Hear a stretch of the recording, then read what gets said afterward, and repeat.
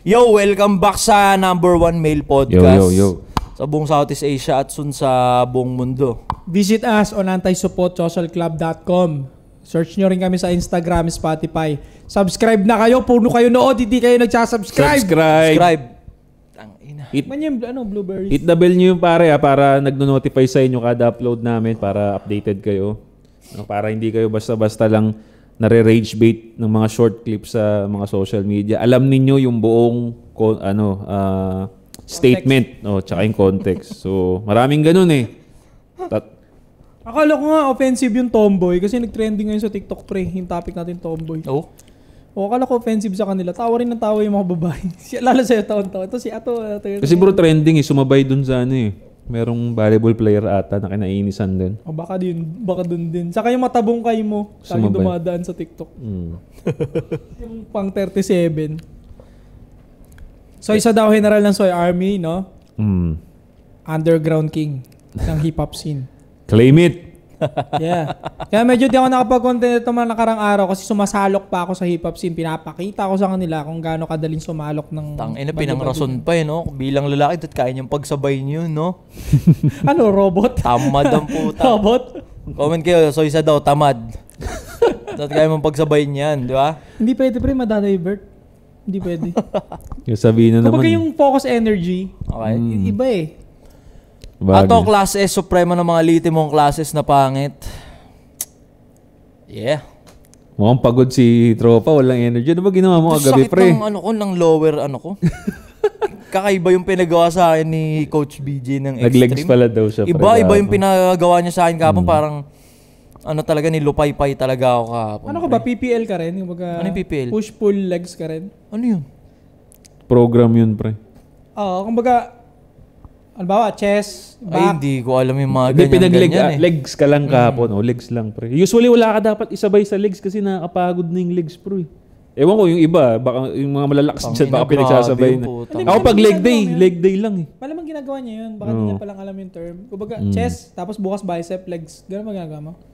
Parang ang dalas mo mag-legs. Puro legs lagi sa'yo. Kasi, like for example, yung karamihan sa mga nag-gym, parang may end goal ka na combat sports, di ba? Oo. Ako, pre, gusto ko makadakdak.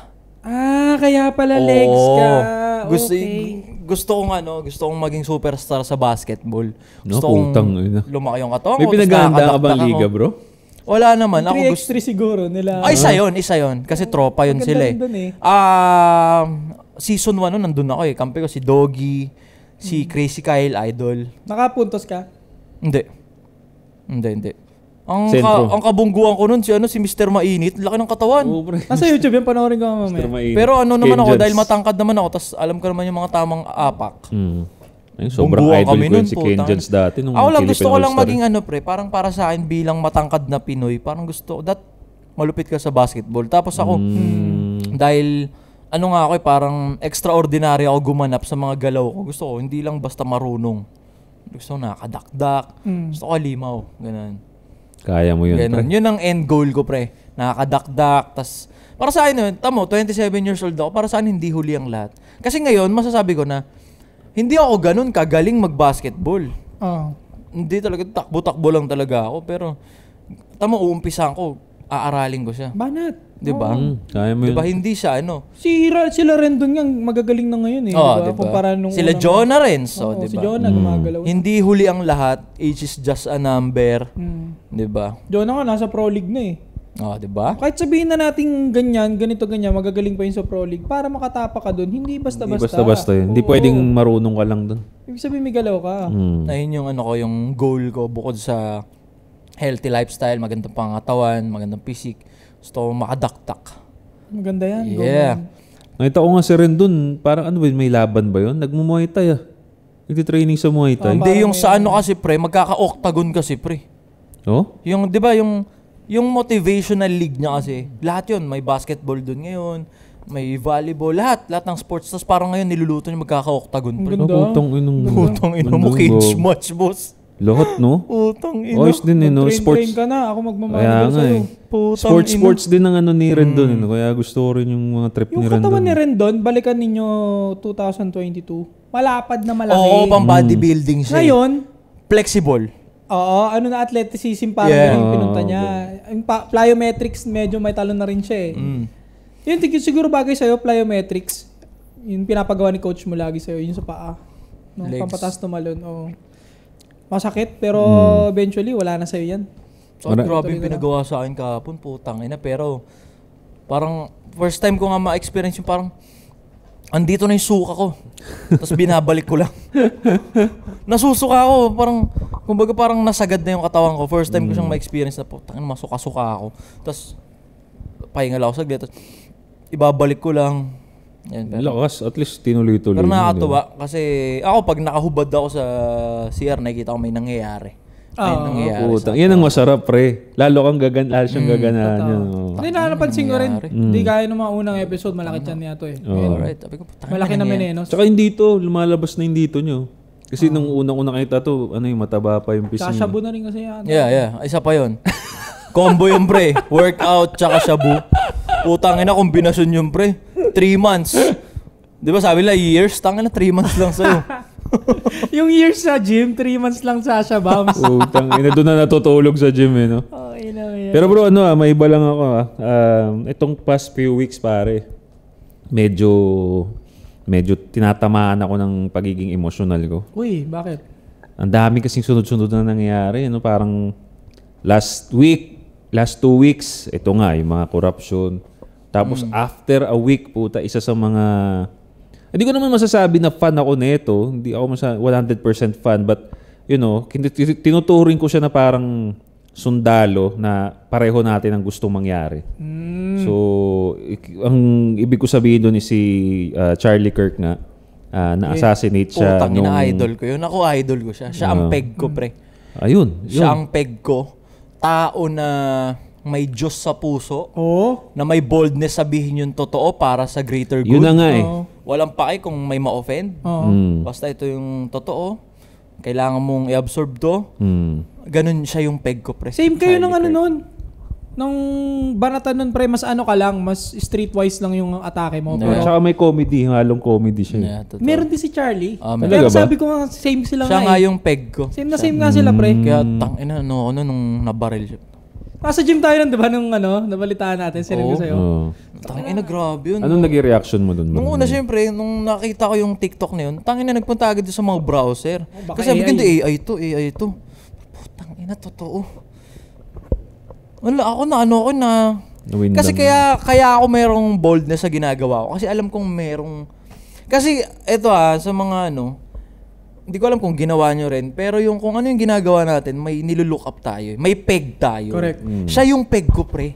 Same nga kaya ganun ako kaangas magsabi nung ganito for greater good. Wala akong pake kung may ma-offend. Kasi merong kagaya niya. Nawala siya. Putang ina, shit. Nanlumo ako na ewan nun. Para akong namatayan ng kamag-anak. Pre, ganun yung lungkot ko. Kasi nga ako hindi ako masyadong fan, pero knowing na halos same lang tayo ng daan na gustong ipaglaban, tinamaan din ako Oo, man. Ikaw pa kaya na sobrang fan ka pala. Lalo pag kaparehas mo ng layunin, ba't ganun, no? Parang talaga may connection din no? Tapos parang... Kasi syempre, nagsasalita siya sa internet, pinapanood mo siya, wala siyang pinagkaiba sa tropa mong nagsasalita rin sa'yo. Actually. Diba? And then same kayo nung nilalaban. Kaya naiintindihan ko siya. Grabe yun. Ikaw bro, anong naramdaman mo nung nakita mo yung video? Una... Kasi mas nauna kayong nalaman Tulog pa ako nung 7 a.m. kasi yung sa Amerika parang 5 dito ng umaga parang nangyari. 5 or 6. Tapos 7 ko na send sa kanya, napanood na rin pala niya. Kagi, sabi niya ganito ganyan. Parang kinilabutan, masusuka daw siya, parang gano'n. Ako noon akong unang pumasok sa utak ko, wag tayo kampante. Parang ganun. Kasi kung sa Amerika, ang dami yung security nagawa ng ina, totoo. So, ito, inabisuhan ko kaagad. Tangin naman, wag tayo lacking. Ginanong ko kaagad. Sabi niya, hindi na. I will be careful na. Yun lang naman. Natutunan ko. Parang wag tayo maging lacking. Actually, nung sa inyo ko nga nalaman sa GC natin kasi kinuwento ko nga. Sabi ko, putang inang yan. Kagising na pagkagising ko pa lang, hindi pa ako nakakatayo ng higaan ko.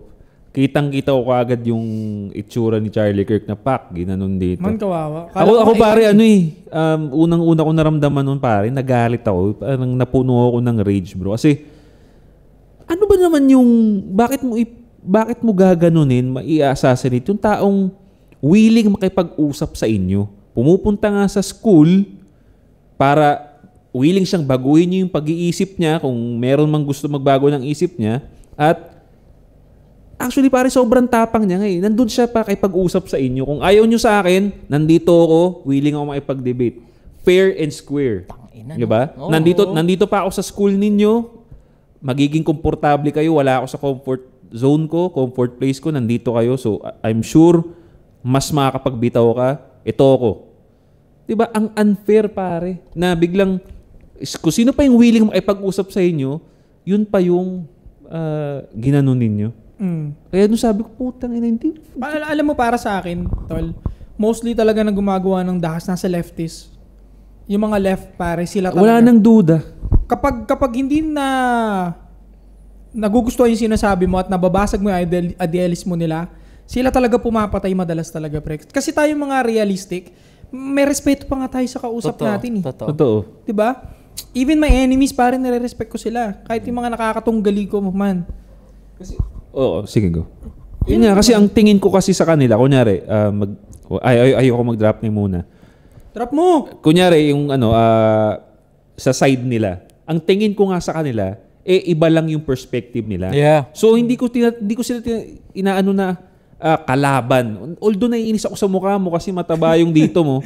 Pero ang tingin ko sa'yo, iba lang yung perspective mo eh. Yeah, no, pareho tayong sundalo, iba lang ang kulay mo. Ganun. Kaya ganun may mga titignan. squares no? Pwedeng triangle ka kasi, square siya. Pero parehas tayong shape na pwede tayong makabuo ng something. Yun na nga. Ganun na. Iba lang yung iba lang yung So, para sa akin, para siyang, di ba? So, knowing that, na pareho tayo ng goal, iba lang yung shape mo, iba lang yung kulay mo. Yung opinion mo, hindi man ako agree dyan, but bilang tao, may respeto ako sa'yo. At least, malakas ang loob mo na sabihin niya. Katulad ko, nakaka-relate ako sa'yo. Malakas ang loob mo na magbigay ng opinion. Okay, salute. Kaya hindi pwede na, hindi kita papapatay, bro. Kung gusto ko itang mabaon or gusto kong matalo yung argument mo, mas sweet revenge sa akin na matalo ko yung statement mo or yung opinion mo. Kaysa pag pinapatay kita, that means malaki ang percentage na hindi ko kayang talunin yung opinion mo. Yung pumatay sa kanya, pre, yung parang once na lumapag lang din yun sa ano. Leftist din talaga. Kontra yung din. bumaril sa kanya, pre. Parang naka-debate niya lang din yun before. Yun yung bumaril sa kanya. Nakakatuwa kasi nahuli tapos yung parang nagkakaisa yung mga tao dun sa US tas parang sinisigundahan din ng gobyerno na bigyan ng exemption tong putang inan to, death penalty to. Kasi yung pinaggawa niya sa Utah, pare, may death penalty pa rin sila. Sarap. Sa Utah. Kaya si Trump pa, bata ni Trump yung si Kirk, tapos siya. Hindi, patay kasi talaga, kumbaga, marami tayong kapwa natin content creator na hindi natin kaparehas ng idea sa utak. That's right. Pero hindi natin ipagbubunyin na kunyari namatay sila. Hindi natin ikakatuwa yun, pre. Hindi, pre. Kasi bilang tao, may nire-resolve lang tayong problema eh. Problema ng society, problema ng mundo. Hindi tayo magkakaaway as tao. I agree. 'Di ba? Kaya gulat na gulat ako dun kay si Gabe yun, si Gabe Pineda. Nung namatay si Charlie Kirk, hindi nga namatay, pinatay. Parang parang hindi niya daw magawang may maramdaman na lungkot dun sa nangyari. Kasi nga obviously na kung ano yung sinasabi ni Charlie Kirk, taliwas sa kung anong pinaglalaban ni Gabe. Taliwas talaga. Pero para sabihin mo na hindi mo magawang may maramdaman, parang hindi ka na tao nun Hindi talaga, bro. Diba? And knowing na wala siyang naramdaman, knowing na may anak siya. May anak din si Gabe May anak din si Charlie Kirk. Oo. Diba? Kung ako tatay ako, yeah. knowing na binaril din si Charlie Kirk in front of his daughters and son and wife. Bilang tatay, dapat may maramdaman ka na dun eh. Kung bilang tao ka talaga. Oo. Kasi kung sa'yo mangyari yun, hindi okay yun. Na makita ng... Tangin na kahit ako eh. Kunyari siya, magugulat din ako. malulungkot ako nun eh. Man, baka pumunta pa ako sa ano niya. Kahit niya. ako eh, kahit Oo, ako. to pay respect. Kasi yung pag-stitch natin, may connection na yun eh. Oo man, kahit sabihin natin magkaiba kami ng opinion ni Gabe Pineda, I respect him pare. So, kung sakaling mangyari nga yun, wag naman sana. Sa kanya yung gano'n, kagaya kay Charlie Kirk, pupunta ako doon, maglalamay ako. Kung hindi nila ako tanggapin, that's okay. Tangina, pagawa ko pa nga siya ng ano nun eh, mga 1 minute na silence na video. Oh. Pero para sabihin ko na, ang pagkamatay niya, like for example ang pagkamatay ni Gabe Pineda, okay lang na malungkot kayo, pero ako wala akong maramdaman. Imposible yun. Ako may mararamdaman Diba? ako man. Hindi. Imposible yun. Pero siya ganun niya ginawa eh. Ganun niya ginalaw, ganun niya sinabi yung ganun gara. Hindi ka na tao. So, ang iniisip ko, anong pinaglalaban mo ba? At bukod dyan sa anong pinagdalaban niya, babalik ko ngayon yung parang pinapakita niya may paki siya sa mga babae at lalaki. Kasi nga, kung doon nga, wala siyang paki naman talaga. Wala. Ano yung sinasabi niya na may care siya sa mga kababaihan dati? Tapos may care siya sa mga kalalakihan dati. Dito ngayon, go. Hindi niya kaya magkaroon ng pakiramdam na may Diyos nga yung tao, okay yung nilalaban ng tao, di ba? So dito ngayon papasok pare yung yung mga katulad ni Gabe talaga pare is just virtue signaling lang talaga. Pinapakita lang nila, sasabihin nila na we're loving, we're tawag dito. Sila yung side na nagki-claim na loving sila, di ba? Loving, understanding, di ba? Emotional intelligence pinaglalaban yung karapatan ng mga tao. So sila yung makabayan, sila yung makatao. Pero para sabihin mo na may namatay, pinatay bro. May pinatay tapos wala kang maramdaman doon nang dahil lang magkaiba kayo ng opinion. Tangina, hindi ka na makatao noon, par. Correct. Yun na talaga. Kasi yun nga, iba yung impact ng namatay at pinatay. Yung taong pinatay, very unfair yun na nagde-debate nga lang doon. Imposibleng wala kang mararamdaman doon. Diba? Imposible. Diba? Even Gaddafi, di ba? Sabi nila masama daw, daming ginawang masama. Yun yung may lumabas na video na kinakawawa nila. Tangina, naawa pa rin ako eh. Alam mo yun? Para maging tunay na masculine na lalaki, pare, hindi natin maneneglect na meron ka pa ring love and compassion. Oh, pre, kasi tao ka eh. And para makapagbigay ka ng respeto sa kabilang partido na iba ng opinion mo, lalaki pa rin yun, pare. 'Di ba? Mas tunay na lalaki sa akin para yung ganun, yung nagbibigay ng respeto even magkaiba kayo ng opinion. Mas malaki pa tiwala ako sa mga ganun. Kasi ibig sabihin, kahit mamatay ako, you will not put my name in vain.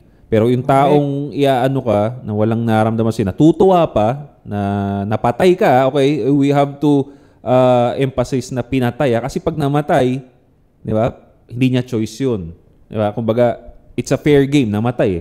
Pero pag pinatay, unfair yun eh. Kasi, di ba? Saka man ito isipin mo binabadmouth mo yung taong patay.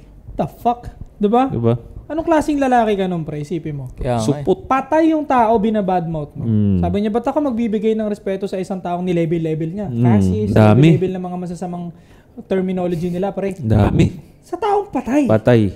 Hindi makapag-defend yun Shut your fucking mouth na lang. Tahimik mo yung putang inang bunganga mo. Patay na yung tao, pre. Eto malupit Dinidis mo yung taong patay. Pre. Grabe, no? Dinidisrespect mo, binabastos mo, kinontent mo pa. At dinarag-darag mo pa yung patay, pre. Ganun ka walang yung klaseng tao. Tangina. And take note. Ayoko ng ganung klaseng tao. Take note, pare, dinis niya yung mindset natin, like yung alpha male, bad boy. Dinis niya yan because ang sabi niya, the way to attract women is just be a good person. Sabi niya yun just be a good person. Ang ganda niyan. Ngayon, kainin mo yung sinasabi mo, pare ko eh. Ha? Sino ang good person ngayon na dinidis yung patay, walang nararamdaman sa pinatay? Di ba? Sinong good person? Ngayon, dinidis mo yung alpha male, bad boy, kami nga itong may awa dun sa mga tao. Kahit nga ikaw, na pag natira ka, maawa kami. Like for example, yung mga ka-espiritu niya, pre, yung mga NPA, pag may, kunyari may college na students na mapapabalita na umakyat ang bundok, tapos namatay, nalulungkot tayo eh. Tangina kasi, ba't nyo pinapakit yan dyan eh? Mga cum laude pa naman yan, mga ganda ganyan. Never kang mawawala ng feelings, pare. Laging meron. Tangina kasi, bakit ba nire-recruit yung mga yan dyan? Hindi sila yun, yung mga makabayan Di ba? Yung mga ayaw sa gobyerno. Tangina, ba't nire-recruit kasi? May ganun ka eh. May ganun. Kahit nababadrip ka sa pinaggagawa nila. Pero tangina, tignan nyo tuloy nangyari. May ganun ka. Pero para sa wala akong maramdaman. Hindi ko magawang may maramdaman. Hindi ko kasi At makita the same time, tol, Ina, para Diablo. bukod doon sa walang maramdaman, okay na yun, sige. Wala siyang maramdaman. Hindi naman siya fan. Sige, okay lang. Pero para nga, bastusin mo yung pangalan ng taong patay. Pare, anong klaseng kademonyo yun, pre, isipin mo? Coward eh. Patay na yun eh. Tangina. Para dungisan mo pa yung pangalan niya. Kahit pa sabihin mong ang daming ginawang masama nung tao, patay na yun, tol. Ito pa, Diba? ito. Wala ang ginawang masama, pre. Maraming ginawa na hindi lang siguro niya Agree. nagigets. Oo. Oo. Masama sa paningin niya. Pwede. Tignan mo, sa kanya binadmouth nung patay. Pero never niyang in-stitch yun. In-stitch niya buhay. ba si Charlie Kirk nung buhay? Oo nga eh. Hindi. Kasi alam niya, i-stitch din natin siya. Dahil alam natin may butas na naman yung sasabihin niya. Itong mga galaw na to, dito mo pare nagiging obvious Tignan nyo na lang, observe nyo na lang yung nangyari. Nagiging obvious ngayon yung kung sino yung coward, sino yung mga evil na tao talaga eh. Nagiging obvious na sila pare. Biruin mo wala kang nararamdaman pinatay. Sign of evil. Yeah. Diba? Si Nay Inilist Lenny, mo pa yung sure tao. ako si Nay Lenny. Hindi niya sasabihin yun. Sure ako si Nay Lenny. Yung Nay Lenny nila, Oo. di ba? Sure ako, nabalita ni Lenny na may pinatay. Hmm. Sure ako, may makikisimpatsa yun. Oo, hindi niya sasabihin yung mga ganong shit, pare. Oo.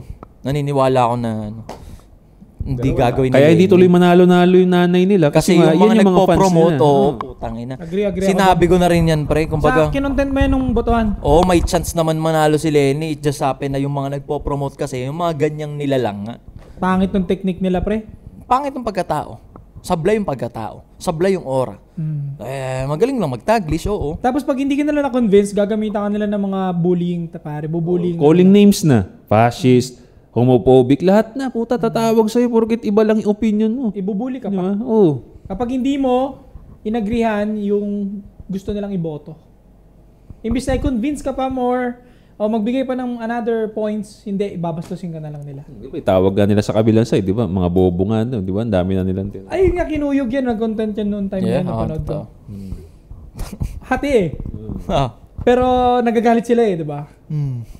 Oh, di ba? Kaya tuloy, Nakitok sila eh. nagbi-make sense ngayon kung bakit ito mga tao na to magkaroon lang talaga ng power eh. Papapatay ka talaga nitong mga to eh.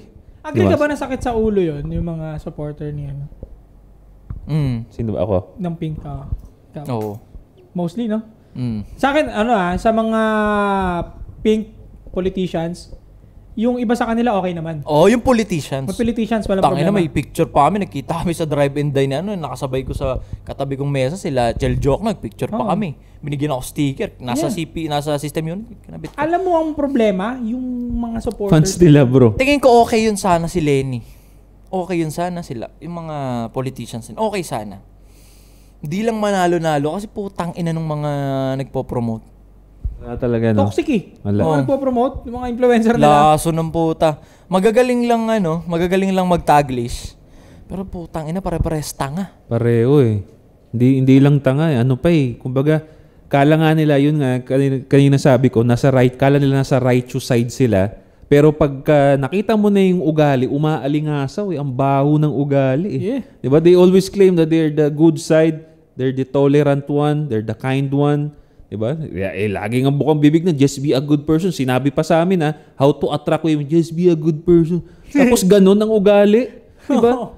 Tanginang yan. Salungat, pre. Sa lungat eh. So, again, wala.